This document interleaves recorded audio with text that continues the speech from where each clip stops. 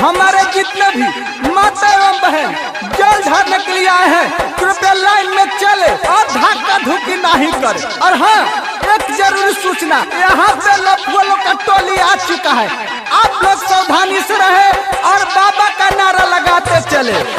बोल बम का नारा है, बाबा एक सहारा है। बोल बम का नारा है, बाबा एक सहारा है। बाबा नगरिया दूर है, जाना भी जरूर है। बाबा नगरिया दूर है, जाना भी जरूर है।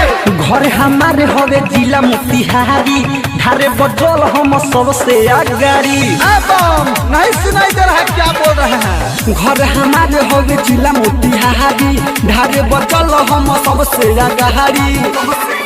जदि करी रुकावट लफुआ सन के टोली। ए भाई, हम खाली मोतिहारी के ना, पूरा जिला के लफुआ है। मार देम गोली देव घर में दे बोली, मार देम गोली देव घर में दे बोली, मार देम गोली देवा घर में जे बोली, मार देम गोली चलो धारी में जे बोली। तो कहते हैं नीम की लकड़ी कोई चंदन से कम नहीं, कहते हैं नीम की लकड़ी कोई चंदन से कम नहीं, और मेरे बाबा का धाम कोई लंदन से कम नहीं। प्रेम से बोलिए दुधेश्वर नाथ बाबा की जय। Music director Shashi Singh, music director Shashi Singh. पेन्हनी है गेरुआ कपड़ा, केहू करी नहीं लफड़ा, सभे कमर लचका है, गला बची नहीं कचरा। नाचना है तो सही से नाचिए, तो बाहर निकलिए। पेन्हनी है गेरुआ कपड़ा, केहू करी नहीं लफड़ा, सभे कमर लचकाई, गाना बजी नहीं कचरा। लड़की पर केहू लाला है ना नहना, नहीं तो पीठी पर टूटे लगी पहना। हरी खा के आइल बानी घर ही से भान के गोली। सुन लो, यहाँ लौंडिया बाजी नहीं चलेगा, क्योंकि बाबा का धाम है।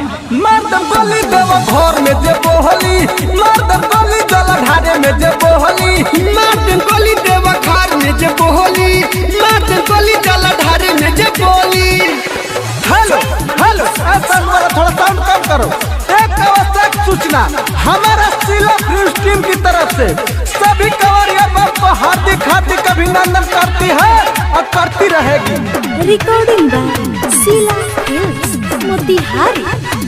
चिलम छाप जिंदाबाद, जिंदाबाद जिंदाबाद चिलम छाप जिंदाबाद, जिंदाबाद जिंदाबाद। हमारे टीम की गौरी हेमंत जी नहीं दिख रहे हैं, कृपया मेरे बात को सुने तो साउंड के पास आए। बोल बम का नारा है, बाबा एक सहारा है। बोल बम का नारा है। सुना ससी राइतो राधे, चला जनी आगे आगे, लाइन में रह तू खड़ा, नहीं तो लाठी लगी बाजे।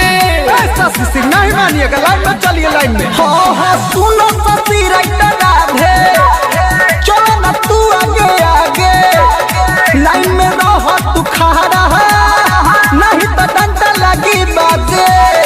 रोहित गुडू अशोक के बोला हवा, मिथलेश कन्हैया के गाना बजा हवा। भूखे भगवती में मगन डीजे पर सब के हुडोली। सब कंवरिया बम मेरे डीजे के पास आके नाचे।